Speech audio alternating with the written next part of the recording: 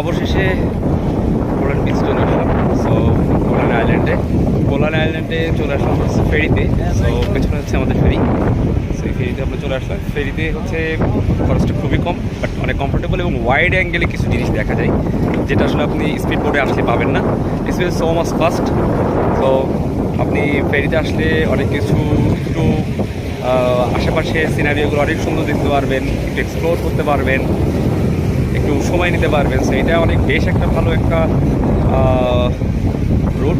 So আপনারা যারা হচ্ছে কোলান আইল্যান্ডে আসবেন তখন অবশ্যই আপনারা ফেরিতে চেষ্টা করুন ফেরিতে আসার জন্য। সো এটা অনেক বেস্ট হয়। সো এটা আপনার জন্য আপনাদেরকেও সাজেস্ট করবো যে আপনারা এইভাবে আসেন।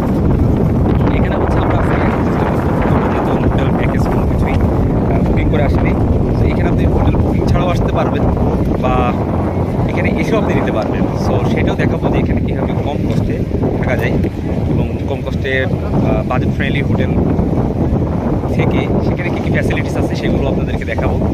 এবং জাস্ট পিছনে যেটা দেখছেন ভাই, নীল পানি, লাল পানি নাই, নীল পানি আছে এখানে। নীল পানি মানে নীল পানি, দ্যাটস অলসো।